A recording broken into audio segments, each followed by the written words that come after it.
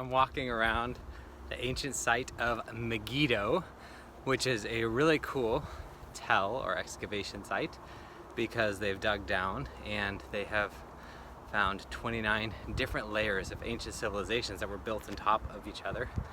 So a tell is this big mound, and so when ancient kings or peoples would conquer another people, they often would just build right on top of the other one. And so cities would become mounds over time as each place built upon and on top of the other ones.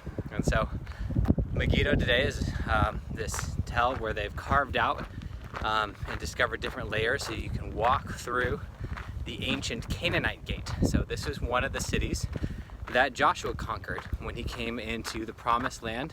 And remember, he was told to drive out the inhabitants and to destroy the cities. Now, again, the cities were not population centers. Most of the people would have lived outside the city. The city was considered what was inside the city gates. And in that time, you went through the city gates, and mostly what was there was the temple and the palace and the barracks. So the center for false worship, and they've actually found that here. There's an altar to, I think, where from the Canaanite period, where it looks like they offered goats to Moloch. They've looked for child sacrifice remains because that's what the biblical accounts record, and they haven't found that yet, but they may. And so you'd have a temple, you'd have a palace. Again, they found that already. They found a palace from the Canaanite period, and you'd have the barracks where the soldiers lived and slept. And so you have the center of false religion. You would have the political structure to support that, and then the military, and those three things were mostly what was inside the ancient Canaanite cities, and that's what Joshua was told to destroy so that they would root out this wrong religion and not fall into idolatry. Now, you read the account, and Joshua actually didn't totally complete the task. Not all the inhabitants of Canaan were driven out of the land, and that's exactly what happened. Israel fell into idolatry. They started worshiping the Baals and the Ashtoreths, and they fell into idolatry. So when you fast forward to the time of Solomon, and then later King Ahab, a wicked king who ruled the northern kingdom, but who was very famous, you find different things that evidence that they made stations here. So this was one of the cities that Solomon actually built, and then later Ahab fortified. And so there's a granary here where the people of Megiddo would store up their grain and then sell it, and the income would go to Solomon to pay for the building of the temple in Jerusalem and those high taxes that made the people complain. There are also some old stalls here, some stables. And so you can see these troughs that they cut out for the stables, and it's debated on whether these were ones that Solomon made or whether these were ones that Ahab made. But either way, very, very ancient, and accords with the biblical records either way, that both Solomon and Ahab had chariots and had horses and expanded the cities in their own fame. And so I'm actually walking through the stables now. So again, these were either Solomon's stables or Ahab's stables. And you can see they even have like a metal horse here, so you can see what it would have been like and what it would have worked like. And so the horses would eat out of these stone troughs. Another thing that Ahab did was he was trying to fortify the city and protect it against foreign invaders. And so what he did is he the water for the city came through a spring, and you actually had to go outside the city walls to get the water from the spring and then carry it in buckets into the city, which is very bad if you're going to be besieged by another army. And so Ahab knew another army was coming, and so wanted to strengthen the city.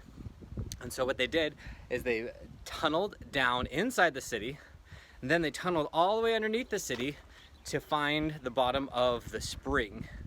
And then that way, the spring, instead of having to go outside the city walls, they could go down this circular stairway, and we got to go down that as a group and then walk through the tunnel. It's dry now because the waters have lowered over time as irrigation stuff happens.